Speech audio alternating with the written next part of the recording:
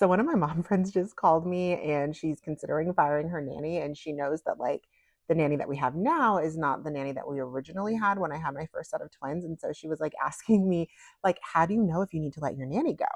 Which of course took me on a trip down memory lane of some of the things that we went through with our original nanny. And I think that it took me like way longer than it should have to realize that like it wasn't working out than it did, but I'll tell you one of the stories. So my first set of twins, after I had them, we decided to combo feed, which meant that they were getting breast milk and formula.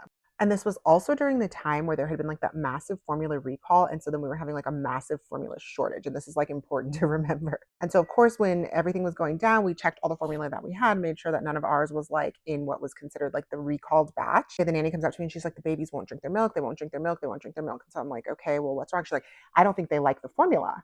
And I was like, okay, well, why do you think that? And then she's like, well, they won't drink it. At that point, I was like, okay, well, I maybe they don't like it. Like, is that a thing? I don't really know.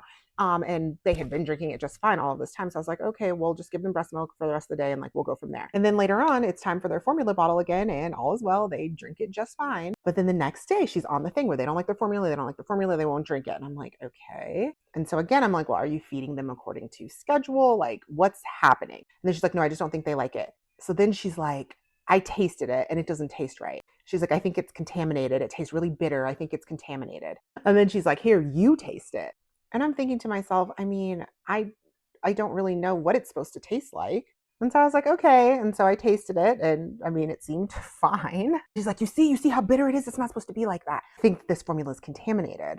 So then she throws away the rest of like that particular can. I mean, the can is like almost $60 for one. So and then I noticed over the next couple of days that she's just opening multiple cans. Once you open it, it can't be open for that long without being used. So now I'm like, you're potentially wasting all of these. And she kept telling me that the formula was contaminated. So I was getting so paranoid. I'm like to my husband, like, babe, the formula, she says it's contaminated. And I don't know if it was being a first time mom. I don't know if it was postpartum anxiety. I don't know if it was a combination of all of those things, but she had me so worried and so freaked out about this formula that like I was like crippled with anxiety. And really at that point, even after going back and forth with her, even after my husband telling her like, stop saying it's contaminated, you're freaking my wife out, and she just like wouldn't, that really should have been like my sign that like maybe things weren't going to go well, but that ended up just being the beginning.